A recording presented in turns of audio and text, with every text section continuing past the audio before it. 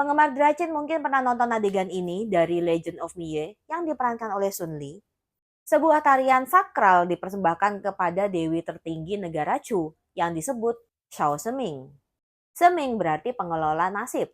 Shao sendiri artinya adalah yang lebih kecil. Dan dewa yang satu ini biasanya dipasangkan dengan Ta Seming. Ta sendiri artinya adalah yang lebih besar. Ta Seming mengurus tentang kematian, Shao Seming mengurus tentang kelahiran serta kehidupan.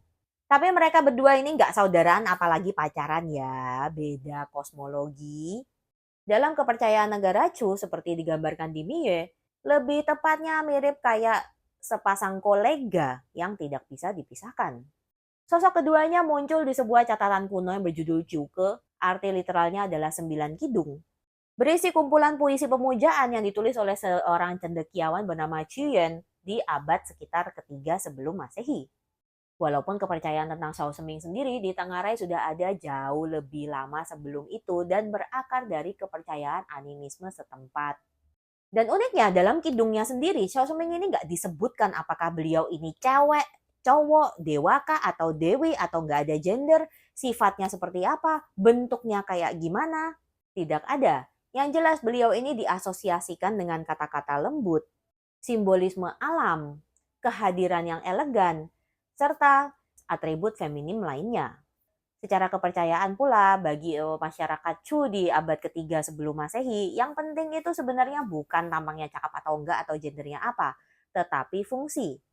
Shao Seming jika dilepaskan dari personifikasi dewa-dewi adalah peranan kosmos. Sebuah otoritas yang diberi kekuasaan dan mandat untuk menentukan kehidupan serta kelahiran.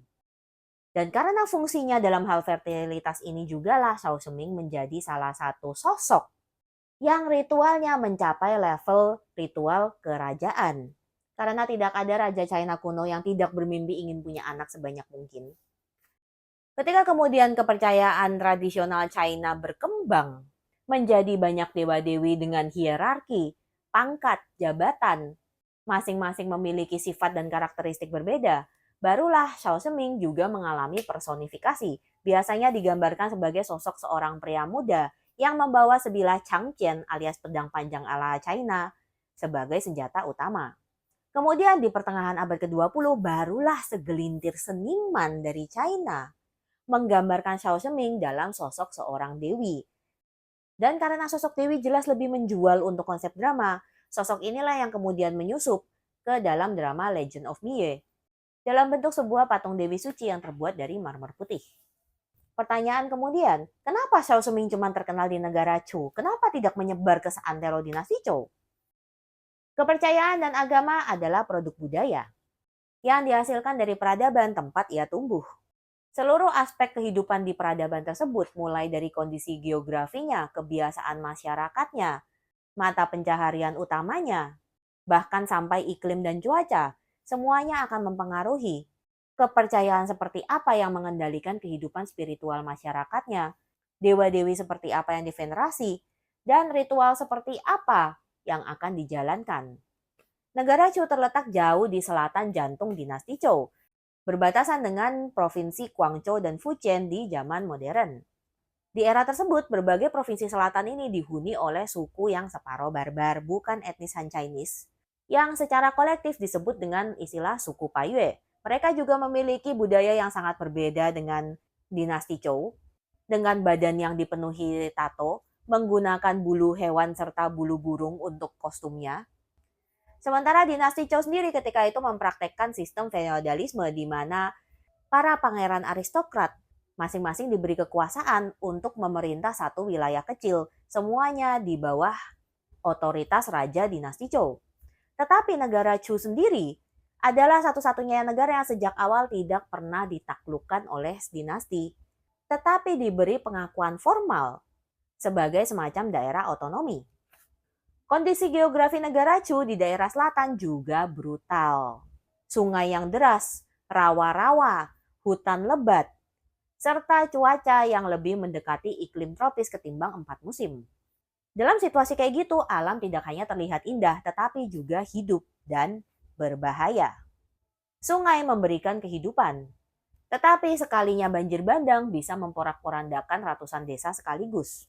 Rawa-rawa memberikan makanan dalam bentuk ikan, tetapi juga menjadi sumber penyakit, serta hama. Jadi kalau mau survive di situasi yang kayak begini, harus cepat beradaptasi dalam setiap situasi. Suku Paye juga sangat kental dengan kepercayaan animisme, dinamisme, dan yang paling penting adalah ritualnya berbentuk shamanistik. Kepercayaan terhadap roh-roh alam sangat kental, di mana setiap benda yang ada di alam, sungai, batu, pohon, tanah, semuanya memiliki roh penjaga yang bisa diajak nego demi keberlangsungan hidup umat manusia.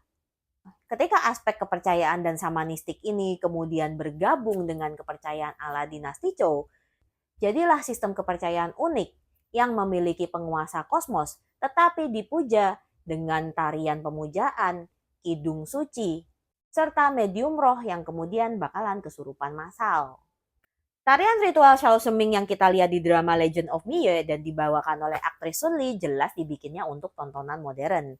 Tetapi banyak aspek-aspeknya yang sebenarnya cukup masuk akal. Untuk skala ritual negara, tarian ini seringkali dibawakan oleh gadis-gadis aristokrat, mereka yang masih muda, masih perawan, dan dipenuhi dengan vitalitas. Walaupun tentu saja yang ini lebih kepada pertunjukannya. Sementara untuk bagian kesurupan massalnya tetap memakai medium roh yang sudah profesional. Sementara buat kostumnya sendiri sayangnya bukti arkeologi tidak menunjukkan secara pasti kayak apa kostum yang dipakai para penari syaman ini. Gua sendiri setelah mengobrak-abrik Google cuma bisa menemukan 2 gambar yang kalian bisa lihat sendiri dan bisa kalian perbandingkan. Lalu kenapa tarian sakral? Kenapa ada kidung pemujaan? Mengapa ada orang-orang yang harus menjadi medium untuk roh-roh ini? Pada dasarnya, ritme, gerakan berulang, musik yang mendayu-dayu, serta asap dupa, semuanya adalah alat untuk membawa para penarinya menuju kondisi trans. Atau kalau mau ngomong dalam bahasa Indonesia yang gamblang dan oversimplifikasi, ya kesurupan. Tapi bukan kemasukan jin tomang ala film Rukiah ya. Kesurupan atau trans yang dimaksud di sini adalah melepaskan kesadaran normal untuk melewati ambang batas pemisah antara dunia manusia dengan dunia ilahi. Bukan dalam kondisi tidak sadar, tetapi boleh dibilang sebutannya subconsciously. Kalau diterjemahkan ke dalam bahasa pengetahuan modern, mungkin di antara kalian ada yang tahu istilahnya runner's high. Ketika lu lari terus tanpa henti atau bergerak terus tanpa henti selama berjam-jam, akan ada satu titik di mana kalian merasakan euforia ketika hormon endorfin alias hormon yang bikin lu ngerasa happy semuanya terlepas, membanjiri sistem otak. Di saat ini, sensasi rasa sakit, baik itu sakit hati ataupun sakit gigi, semuanya tiba-tiba tidak lagi berasa. Rasa capek di badan pun juga seolah-olah hilang. Dan tiba-tiba juga bisa mencapai titik di mana emosi terasa sangat jernih, sangat tenang. Satu titik yang tidak akan bisa dicapai dalam kehidupan sehari-hari tanpa praktik tertentu. Kondisi yang sama selain dengan tarian sakral atau dengan lari tanpa berhenti juga bisa disugesti dengan cara meditasi. Atau kalau mau cara pintas, menggunakan substansi halusinogen. Makanya kenapa peradaban zaman dulu yang shamanistik itu banyak yang menggunakan tembakau lah, opium lah, marijuana, dan yang lain-lain. Kids, don't try this at home. Jadi trans di sini tidak akan berakhir dengan lu ketawa cekikikan kayak kesurupan kuntilanak. Lalu kenapa kondisi trans ini sangat penting dalam ritual pemujaan? Bagi orang kuno, roh alam tidak berkomunikasi dengan bahasa manusia. Gak bisa ditanya, Dewa tahun ini panen gue bakalan gimana? Kemudian mereka akan jawab, bagus. Tidak seperti itu. Tetapi mereka berkomunikasi menggunakan emosi serta sensasi. Kesurupan bukan berarti lu bakalan tanya jawab sama dewa yang nyurupin. Tetapi medium akan merasakan jawaban ini, kemudian diekspresikan melalui gerakan tarian. Makanya kalau kalian baca kidung pemujaan ala Juke, gak ada ya itu dibilangnya harus nari-nari kayak monyet kelaparan atau kayak singa mabok.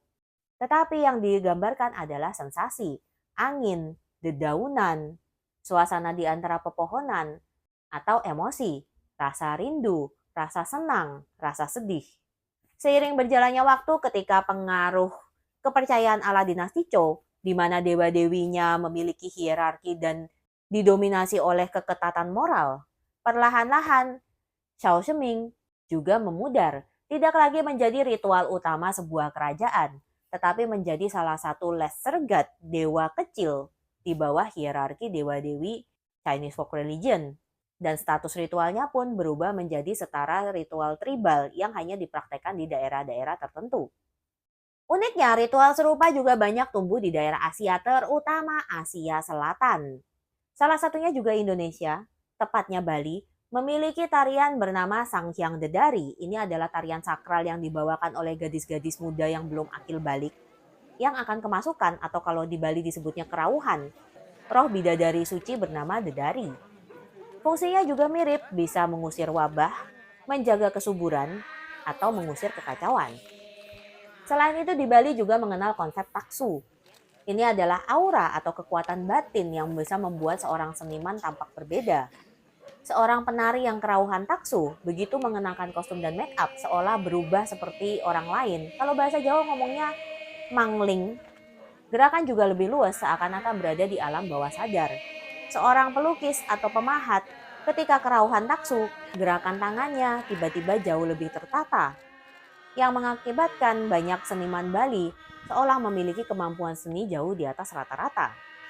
Kalau ada orang Bali yang di sini mungkin bisa membantu menjelaskan konsep taksu ini.